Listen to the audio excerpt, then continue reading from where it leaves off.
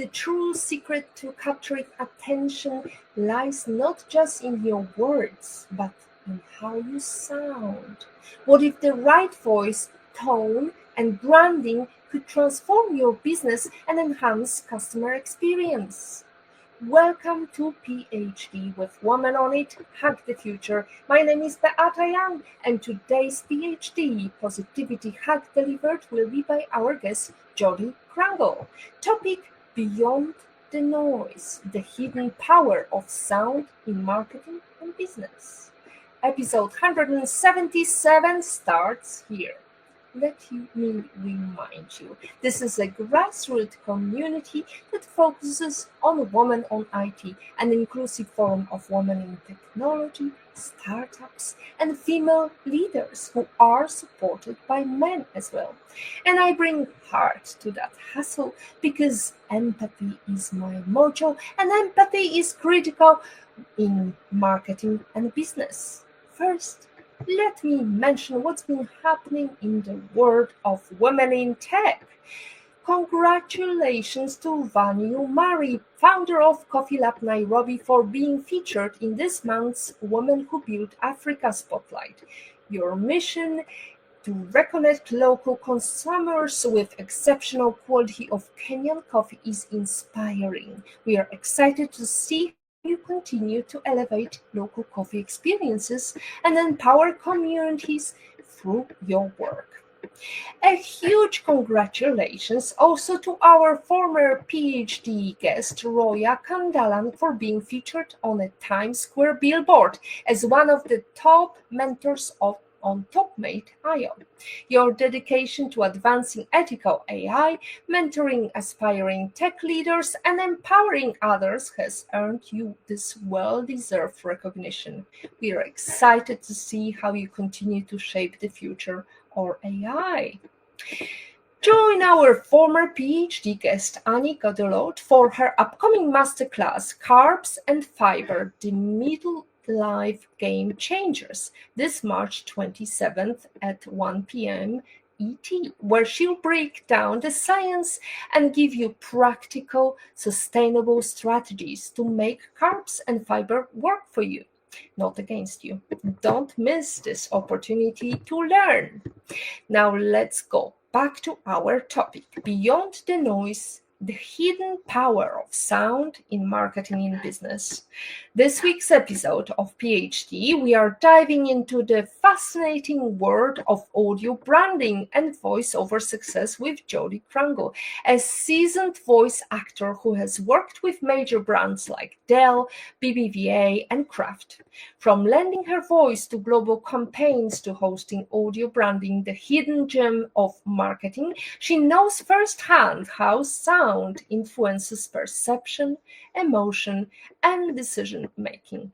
Join us as she shares invaluable lessons about the power of sound and bring these questions wherever in the world you are. And where in the world are you, Jody, today? Well, I am north of Toronto in Canada.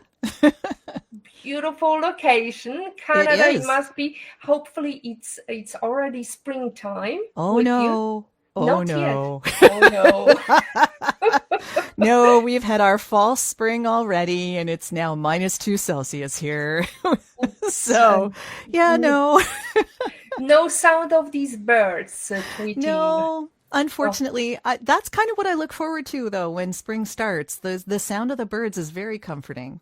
I find that super comforting, yeah. Oh, absolutely. We have a nightingale around our house, and this is the sound I was always missing. And I was able to capture some of the tweets, and it's just so calming, beautiful. But let's go back to the fact that you have not always been working with sound. Tell us about your career shift. Well, I originally started working in SEO and internet marketing.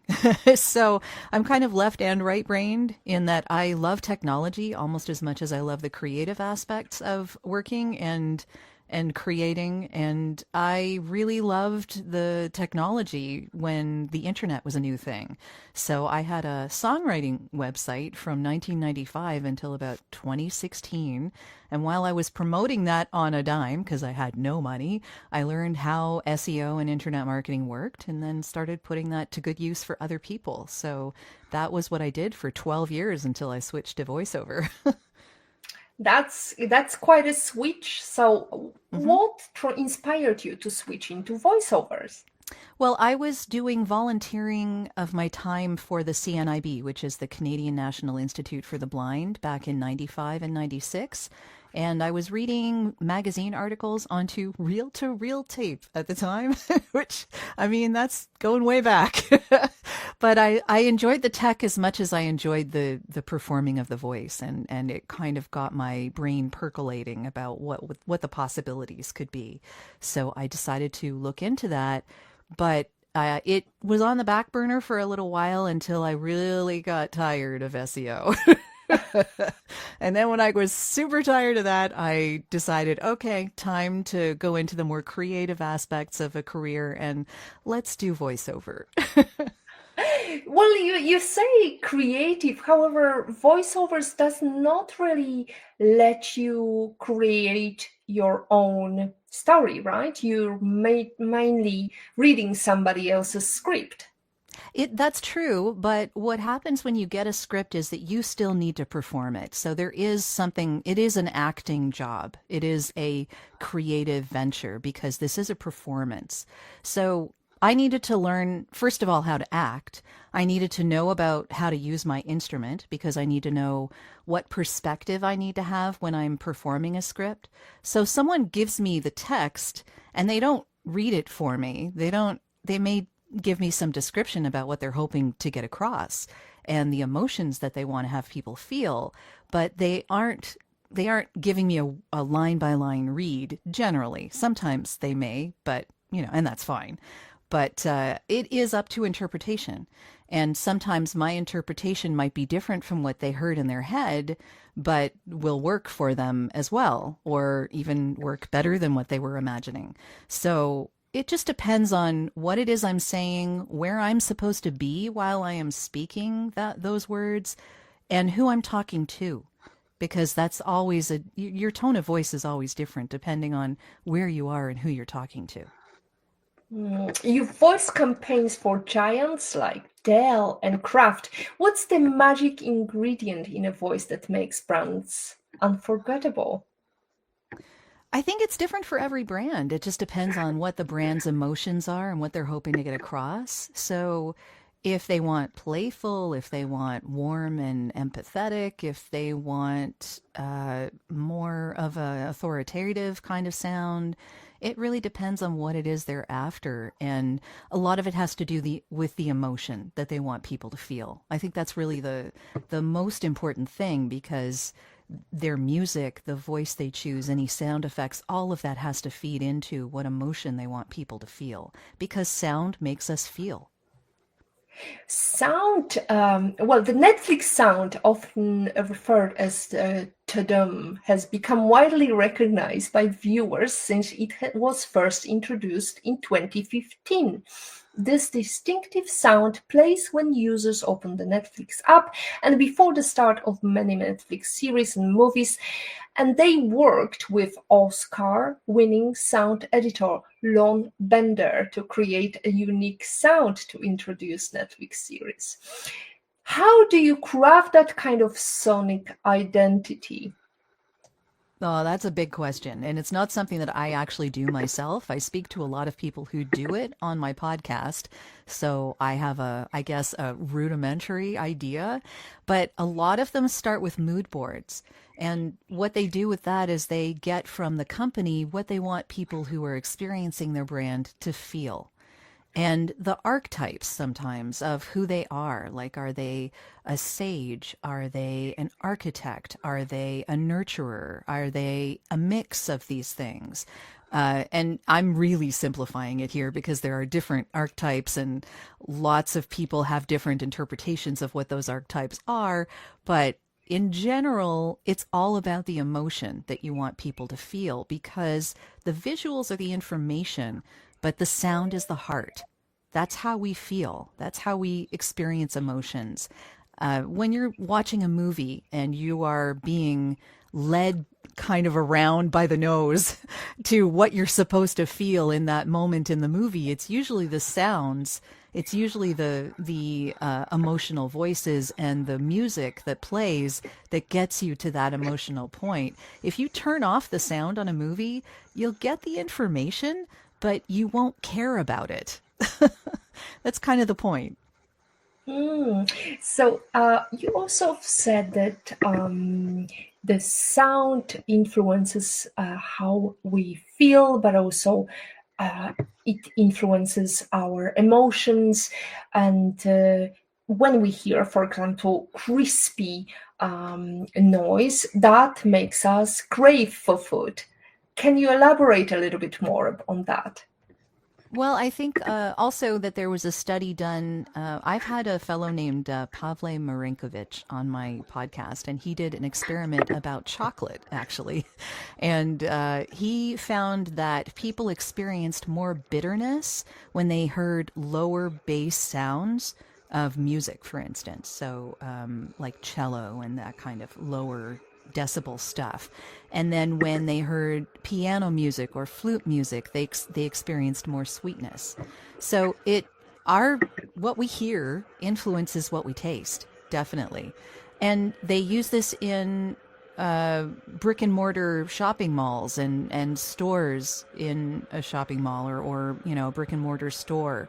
If you're in there and they want you to linger, then there's a different type of music that they would use than one where they're expecting you to go in and out as soon as possible. Oh, So, absolutely. yeah, it Yeah. just depends. It's the environment. The environment does influence a lot of how we behave. Mm. This is something weird because, like, I hate eating at shopping malls because Hmm. it's just not the ambient atmosphere of relaxing and feeling safe. So, you're a singer, a voice actor, and a podcast host. How does your musicality shape the way you approach voiceovers and audio branding? Yeah, well, I understand the musical notes and the beats of a script, so it gives me a certain ability to understand how that script should flow, what the performance should feel like. So it also is about I mean, obviously, it's about interpreting the words that are coming from this company in order to get across the information and the emotion that they want the people listening to hear and to feel.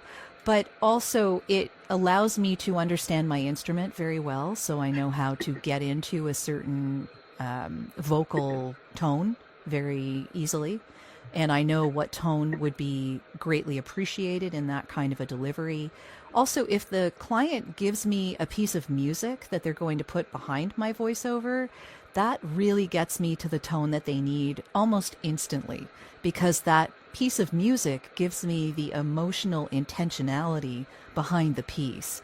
And I know exactly where to go with my voice when it comes to that. And I think the music of my background, my ability to sing, I think that that helps a lot with that kind of thing.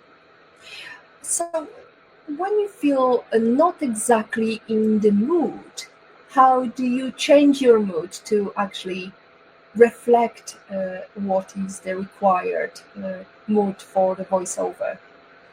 That's a good question. I think that we have to be careful because we are human and our emotions come through in our voices. So I think just taking deep breaths, getting into your head a little more, understanding where you are when you're speaking that script, when you're performing it, and letting yourself linger in there a little more and cutting out everything outside of that. Just experiencing that moment in the moment.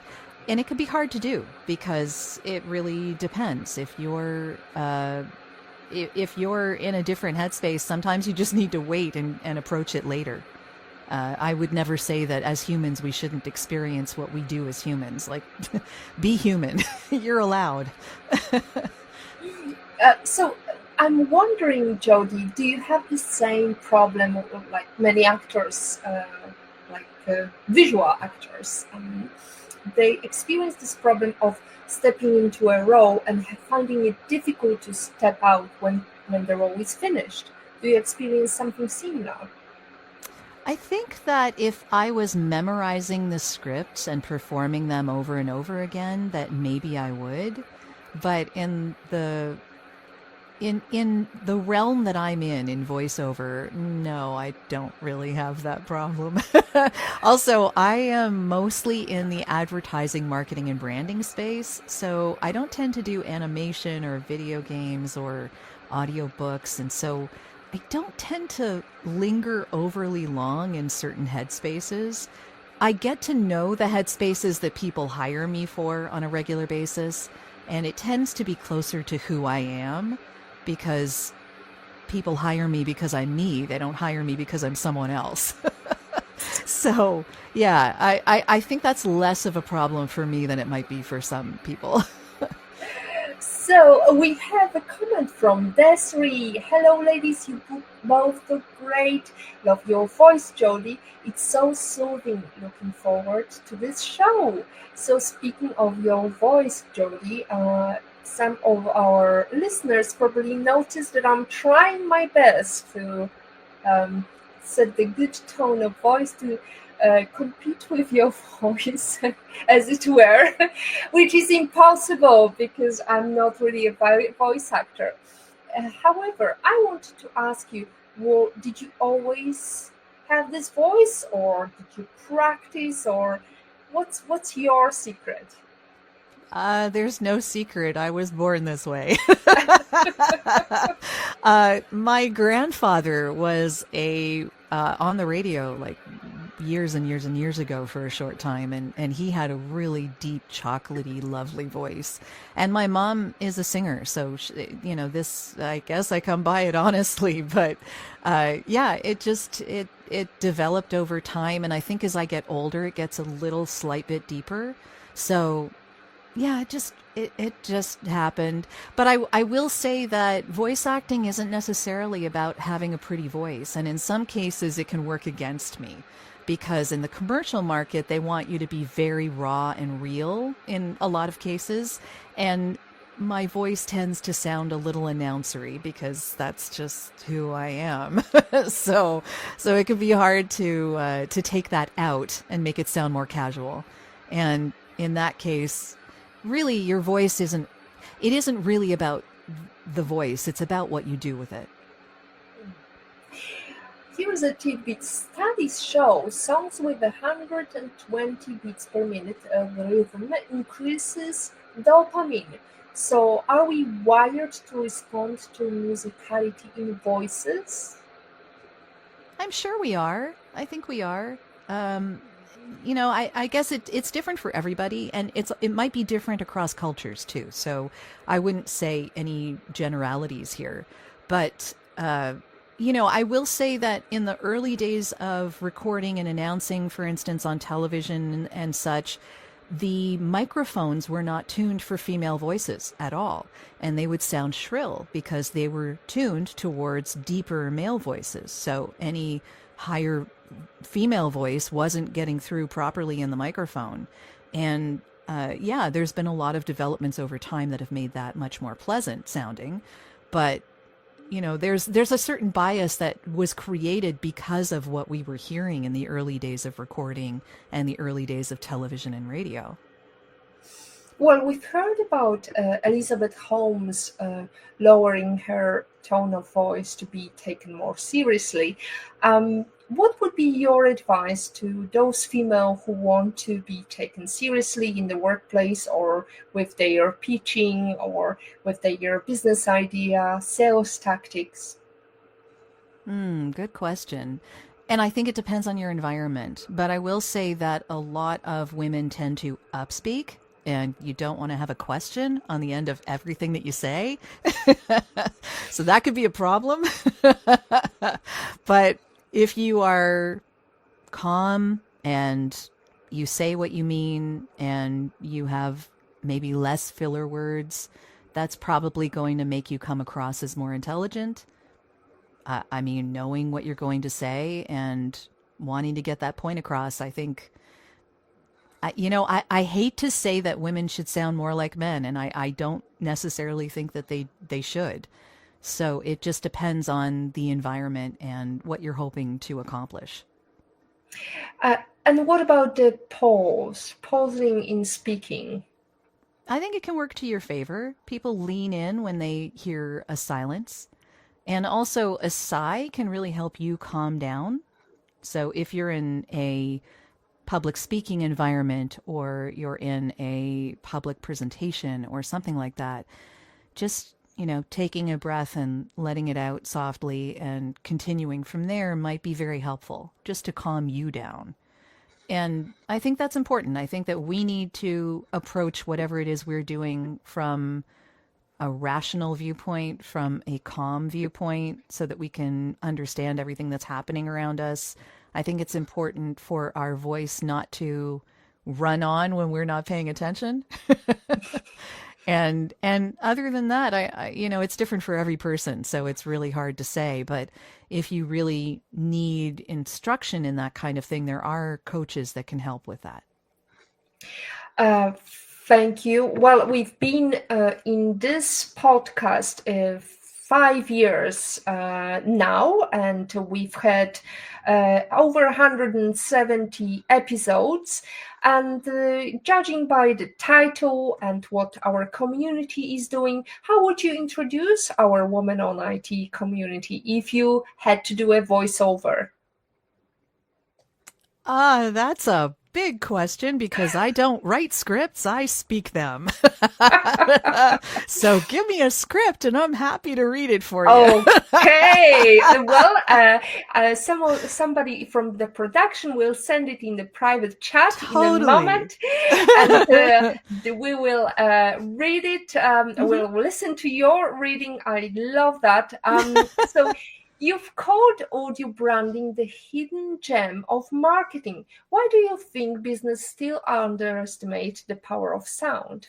I think because it's everywhere, because it's something that we just all automatically have in our lives, and we don't think about it as something that we should cultivate, that we should pay more attention to, that we should actually make work for our businesses.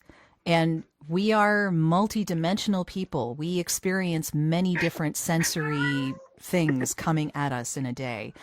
A lot of it is visual. And I think that if we negate the importance of sound in that deluge, that we ignore a really powerful piece of marketing that can cut through all the noise. So this is another fascinating question we have, comment. We have a comment from Leanne. Nice seeing you both. Intriguing conversation. Thank you, Leanne. Lovely to see you. Hope Malta is treating you well. And we have a question from Olga Vassina. Fascinating show. Awesome voice, Jody. Did you do much to achieve your perfect radio voice? Honestly, no. This is just me. That's I don't know how to answer that exactly, other than to say that I learned my instrument because of singing. So speaking, I guess, is part of that and allows me to understand how I'm using my voice. And so maybe that gives me a bit of an advantage. But like I said, it's not all about the prettiness of your voice. It's about how you use it. It's about how you use it, and you use it to the max because you also released your album. Tell us about that. Well, in 2015, so it's been 10 years now, I released an album with a friend of mine in the UK, and it took that long. We've known each other since 1999, actually, because it took that long for MP3s and WAV files and all of that to be easily transmitted over the internet. And we never actually met we've met in person, so we have seen each other in person, but we never were actually able to be in the same studio together while we were making the album. So he did all the backing tracks, and I did the voices and like the singing and some of the backing tracks as well. And he basically did all of the backing tracks. He created everything. So it's amazing what he managed to pull off. And he mixed and mastered it and put the CD cover together. I actually paid a friend of mine in California to make the cover. And it was in 2015 actually put out on a CD. You don't see CDs much anymore. Oh no, you don't. Yeah. And you still perform. I do once a year. It's a live performance that I do with a jazz swing band called Play It with Moxie in Atlanta, Georgia. Once every January, we're the entertainment for a really small music convention, and I love performing with them. But it's the one time that I do it because I do have stage fright. So I'm more of a performer in a recording environment than I am in a live gigging situation. Well, that's amazing because you may be an introvert. You call yourself an introvert, but still you do a lot of things online. You release your podcasts. So how do you combat that fear of speaking in public? I think when I'm online, it's maybe a little easier. I just have decided to accept that when I'm online, I'm just going to be me, and people like it or they don't. I mean, what else can you do, right? That's just how I have to be. And that's kind of how I have to be in my voiceovers. So, from that to being on podcasts and doing my own podcast, I've gotten more comfortable with that aspect of it. But I will say that just because I'm an introvert doesn't mean that I'm necessarily shy. So it's less about being shy and more about how I regain my energy when I'm done. So I'm like on now, but I will be off later. Excellent. So you're on, and you're welcome to read in the private chat Sure. the intro. But in the meantime, I'm going to bring some fun trivia. The NBC chimes from 1929 were the first audio trademark, yet even today, only 4% of brands have a sonic logo. That's fascinating. And over to you. Let us hear how Jody would introduce our podcast. Okay.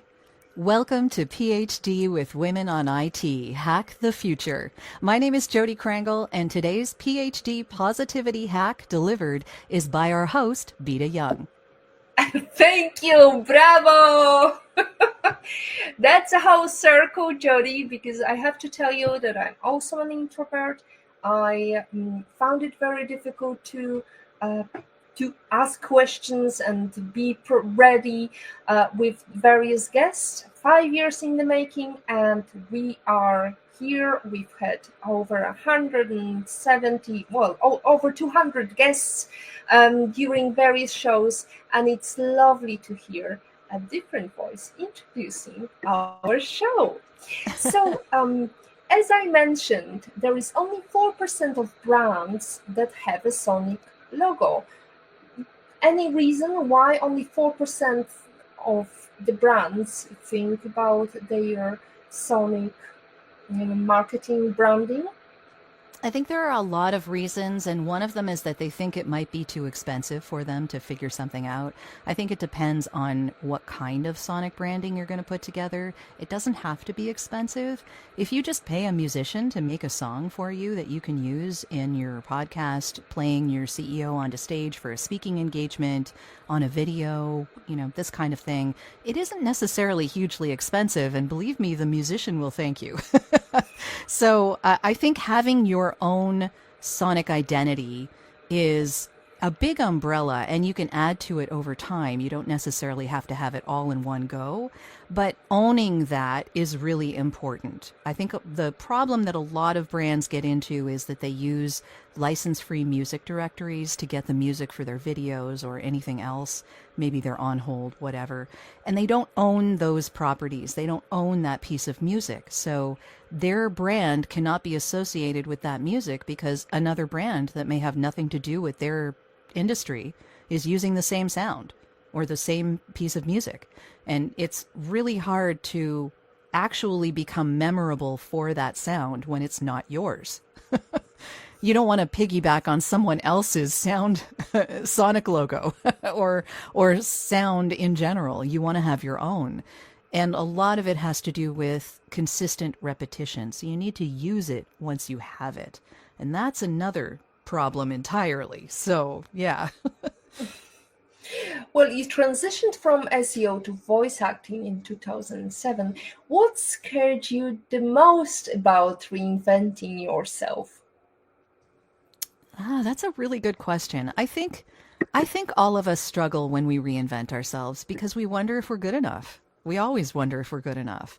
But one of the things that I've learned is that everything that I knew in the past, everything that came before in my career, informed what I became in the future. So anything. Like I was a secretary in a really tiny, small office in the early 90s when secretaries were still a thing. And I knew how to plan my day. I was on the computer a lot. I was typing a lot. Believe me, the typing has put me in good stead today. That's been really good. But, all of the things that I used in that job and then went on to do internet marketing and design on the internet and understanding that the world was a much bigger place. All of that came from being in that one position and then being able to explore on a computer while I was already done with my work. So it really informed everything else that came before it. I used to sell computer hardware for a little bit of time before that. So I understood the inner workings of a computer and it didn't frighten me. And I knew that the internet was a big place and making a website was something I needed to do in order to get my voiceover business online and started. So all of these things were part of what allowed me to be able to do what I wanted to do. And I think that people forget, no matter what they did, you could have been serving fries at McDonald's, but you learned something from that experience. You learned how to relate with people. You learned how to use a cash register. You learned how to regulate what was going on around you and still get your work done. I mean, all of these things add up to what you are doing now. And I don't think you should discount anything that came before. Well, Morgan Freeman didn't start narrating until his 50s. As a solopreneur, you've said outsourcing saved your life. What's your number one rule for knowing when to ask for help versus doing it all yourself? Oh, such a good question. And I think a lot of people wait way too long. Part of it for me is, do I dread doing something? Is it something that I really am going to hate doing? I know I need to do it. And if I don't do it, it's a bottleneck in my whole system. And it keeps me from being able to do things beyond it. If that is the case, then I know I need to hire someone else to do it. Because I don't want to be held back by that one thing that I dread doing. And someone else is bound to be way better at it than I am. So that's when I will outsource. So do you mean like if somebody else is way better than you are, it still shouldn't stop you from pursuing your dream? Well, it depends on what your dream is. If my dream was being an editor for a video podcast, then yeah, I would love that stuff and I would do it all day, every day. But if my dream is getting my message across and interviewing interesting people and then answering the social media aspect of that, then not wanting to edit that video or audio is holding me back from being able to do that. And I need to hire someone else to do that so that I can do what I'm really good at and what I like to do and let them do what they're really good at. How did you learn to let go and trust others? Oh, I don't know if you ever really learn that. I think it's thrust into your lap. Like, I think you just have to figure it out. I am a little older now, and I think I have just gotten comfortable with not being good at everything. So I am a type A personality. I like to research. I don't like to go into things half-assed. I like to know what I'm doing when I do something. But if it makes the pit of my stomach feel awful that I am having to do this, then I know that I need to pass it on to someone else. And I mean, that could be knowing myself. It could be laziness. It could be understanding how I work as a person. When you get to a certain age, you start to understand how you work as a person. And when that's the case, you can't fight it. Mm, absolutely. Well, I have to admit that I had to check what D&D stands for.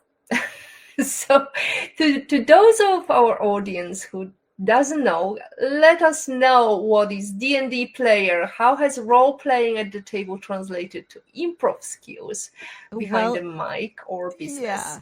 that's a good one. I play Dungeons and Dragons, so it is a role-playing game that you usually play face to face, although I've been doing a lot of it in remote sessions these days because of basically, I would never have wished COVID on the world, but the one thing that it did do was increase the rate of development when it came to virtual spaces. So Zoom and Discord and all of these other ways that have made it possible for people to connect over long distances now makes it possible for me to play D&D with people across the world. So I have a group of people that I play with that are actually in Belgium and the Virgin Islands, as well as I think Pennsylvania. And all of us at the same time. So it's pretty awesome. But what I love about role-playing games is that they allow you to play a character and then think in their headspace. So it's kind of a lot of what I do in my day-to-day work because I have to put myself in the headspace of whoever is speaking what I'm saying on that script. And it allows me to really get into that headspace and understand it and put myself in that position and think, outside the box and on the fly. So, what's the weirdest voiceover you did? Oh, weirdest. That's, I don't know if I would say weirdest, but I did play a fairy queen in my very first and only animation. Oh, uh, go on. yeah. Give us a taste. Oh, no. It was basically just me with a little more legality, a little more regal. That's really all it was. So there wasn't much of a voice, honestly. And again, I'm not an animation performer. That's not my wheelhouse. So it's not something that I do a whole lot. But I did the voice because I was a voice match for the first season in a animation special called Mia and Me. So it was the second season, Mia and Me 2. And I played Queen Mela, I think was her name, the mother of one of the main characters. There were 3, I think. And it was it was a voice match, and it was really an interesting experience. And I got to match mouth flaps and do wild lines and understand how the various things worked and be directed in a studio. And it was fun, but not really my thing. Fascinating conversation, says Patrick Young. How did you get into voice work, and indeed, how many hours a day do you tend to actually speak as you work? That's an interesting question. Well, how I got into it was I basically just hung up a shingle and tried to get as much coaching as I could, made all the classic mistakes, did a demo mill demo. So basically a demo mill is a place that just basically takes your credit card. They'll take anyone's credit card, and then they give you scripts and they produce it for you, but they give you absolutely no coaching. So you basically sound like crap, and you paid them a lot of money. So that was my first mistake. And when I first started, it was 2007, 2008. So I was on a message board. It wasn't social media. We didn't have social media yet, not really. And I learned a lot from being on that message board. And it took a while. It took me probably about 2.5 years before I was actually making what I had been making as an SEO person in internet marketing. And then after that, the sky was the limit, which was fascinating to me. So, what's your dream gig? What My dream voiceover? gig? Yes. I would really love to work for the travel and tourism industry. So I've put that out into the universe a few times this year already. I would love to be the voice of an airline, the voice of a hotel chain, the voice of a boutique hotel, the voice of a location. I've done Visit Orlando in the past, that was probably about 7 or 8 years ago, actually. But I did it for several years. I've done Visit Alberta. Uh, there's all sorts of different areas that I could work in that area. I did a bunch of things for Devil's Thumb Ranch in Montana, and that was amazing. And I would love to do more of that. That would be my dream. Is it a dream because it's a very optimistic or easy job, or is it a dream because you're going to be paid more? It doesn't necessarily pay more, but it is one of those areas of an industry where you are painting a picture with your words very definitely. And your voice, the tone of your voice is inviting people in to experience this wonderful place or company, or to get you from point A to point B. And it's more than that. It's a feeling. You are experiencing this now, and it's going to be a wonderful experience. And I love that kind of voiceover. It's kind of like the anthem voiceovers, this is who we are and we're proud. Those kinds of things. And I love doing that. Excellent. Well, Olga Valsina talks about your intro that you did for Woman on Its silky smooth intro, I agree. And Patrick adds another comment, maybe dumb question, does the sonic identity require residual payments to the participants who record it? It depends. For voiceover, yes, there are more payments depending on how often you're going to use it and for how long. So when it comes to voiceover, it is a licensing thing because it's a borrowing of the voice. It's not a outright purchase. So people are using my voice for a year in a television commercial and online, and there's a certain amount of payment that comes with that. And then if they want to use it for another year, they re-up. So that is, in those cases, a bit of a licensing fee. But when it comes to music, you can often get the music created for you, or the sonic identity, the sounds that come with that sonic identity created in one swoop, in one thing, and then that becomes yours. The idea behind that is that you want to own it because that way no one else can use it for their sonic branding.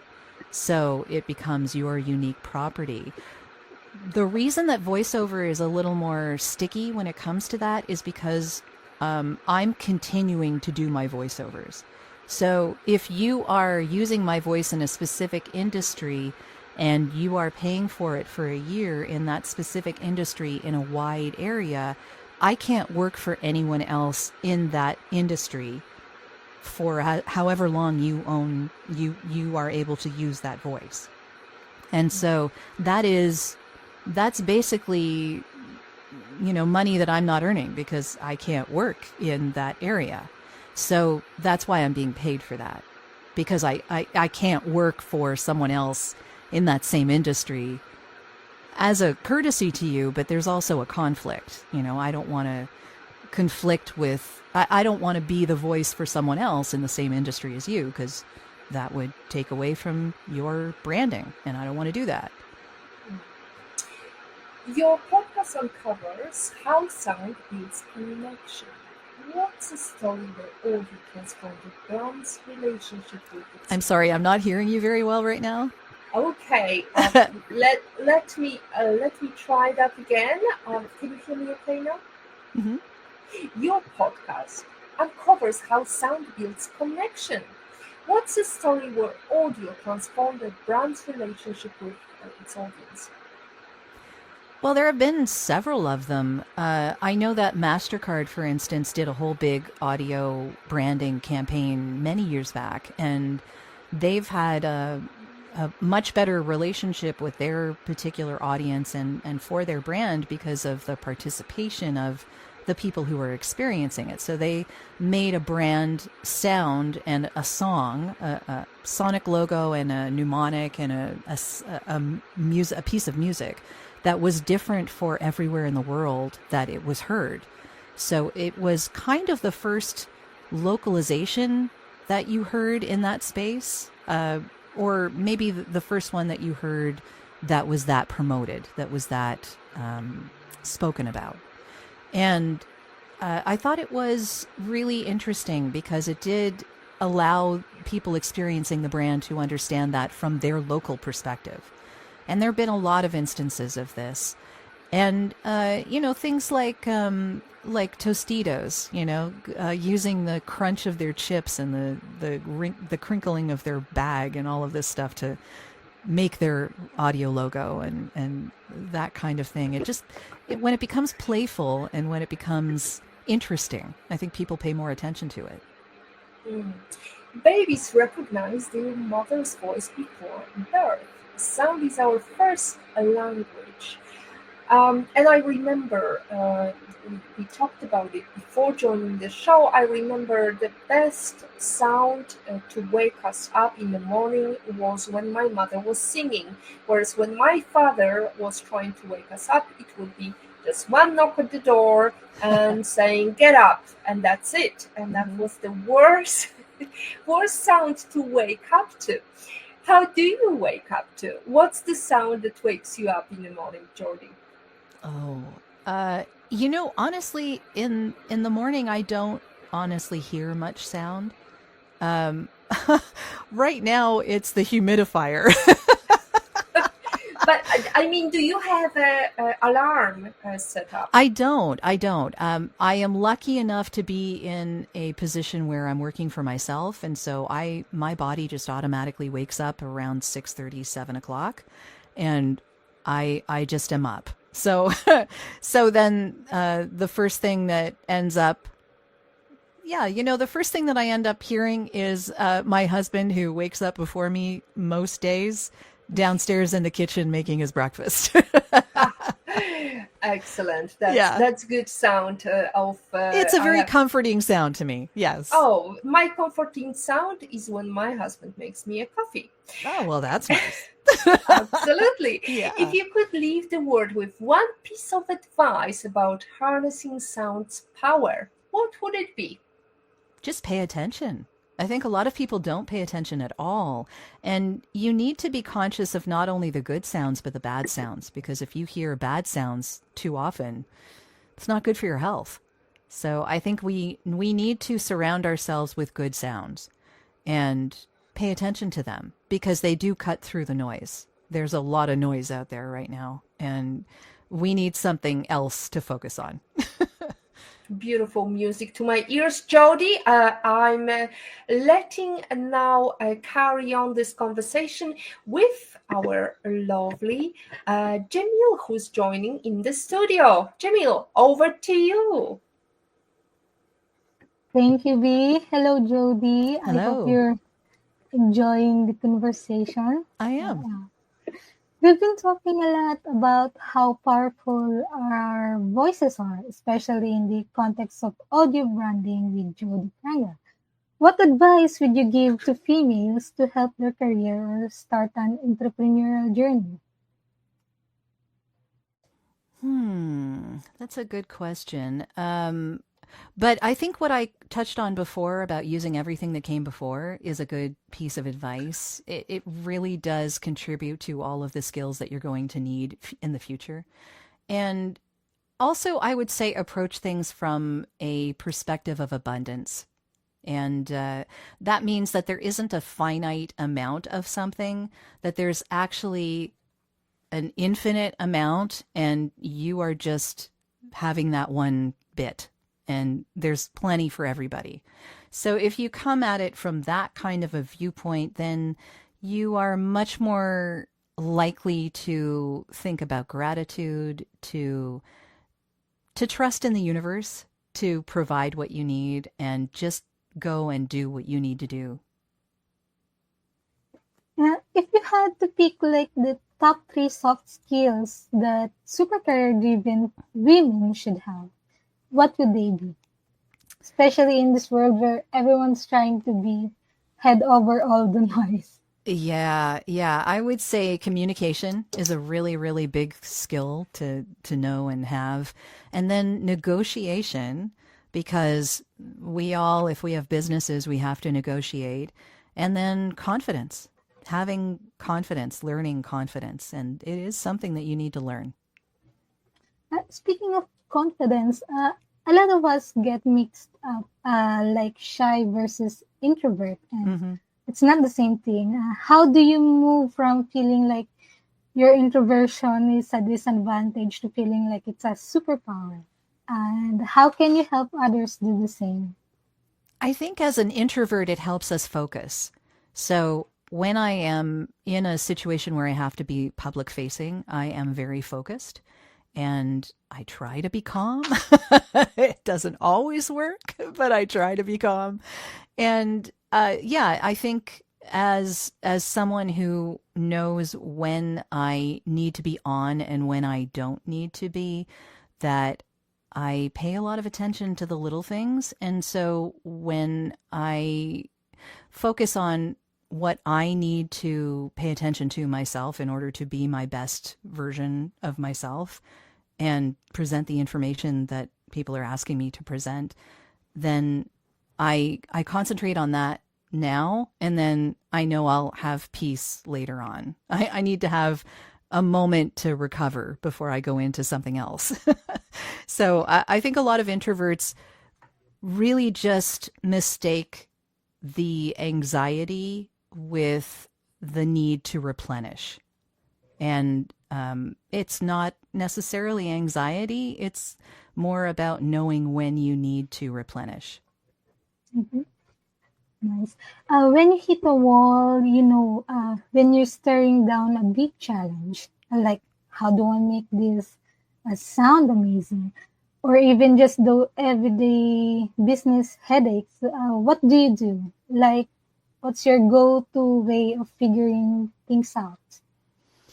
Oh, I think, well, for me, it's taking it one little step at a time. So I need to focus on one little bit forward and not focus on the whole big picture, because if I focus too much on the big picture, it feels impossible. And all I need to keep in mind for myself is if I take one step forward and I accomplish one thing in a day, that means that I am taking a step forward, that I am moving forward, that I am getting towards my goal. My goal isn't going to happen tomorrow. It may not happen the next day. It may not happen the next week or month or year. But if I continue taking steps forward, I will get closer to what that is. And I can't focus too much on such a broad goal. It needs to be a very specific, individual thing that I can approach one step at a time. None of us are able to achieve success without some help along the way. Is there a particular person who you are grateful towards who helped get to where you are? Well, when I first started, I told you I was on a message board, and on that message board, when I publicly posted those really awful demos, I was kind of well, people basically told me that I had wasted my money in no uncertain terms. So there were a few people that were very loud about that, and one of them was a veteran actor from Chicago by the name of Lee Kane. And Lee, we had a private message discussion, and he helped me understand that this was actually acting. And he would send me scripts and I would send him an MP3 about, with me trying it, and he would give me instruction and send me back an option. And then, we'd back and forth so that I would learn more about what I was trying to do and the acting aspect of this.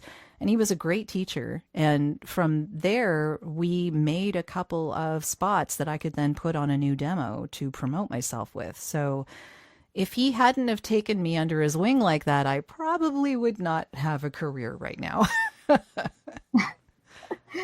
Well, with all those cool ideas about audio branding and how sound impacts us, it makes me wonder, are you working on any new projects right now? Well, the project that I am constantly working on is my podcast, Audio Branding. So I am always working on that and making new episodes. We just had an episode with Operation Smile Canada for Podcastathon, I think it's called, or Podthon. I can't remember. I can't remember which it is, but it's a initiative put together by a fellow in France who has brought together a whole bunch of people doing podcasts for a week based on charities and nonprofits and that kind of thing. And I think he had like many hundreds of people participating this year, and it was a tremendous success. And it was an honor to participate in it. And if, people are interested, they can look it up for next year and participate. So that was the latest on the podcast. But I've had some really interesting people on talking about audio branding and the importance of sound and how it influences us, and how AI has to do with that, what it's changing in the creative landscape, and what COVID did for audio branding, and how that changed over time, and how it helps our health, how it is a detriment to our health in some instances. The beeps in hospitals are not good for our health. I've talked to a whole bunch of different people from all walks of life about the power of sound and how it influences us, and I love every minute of it.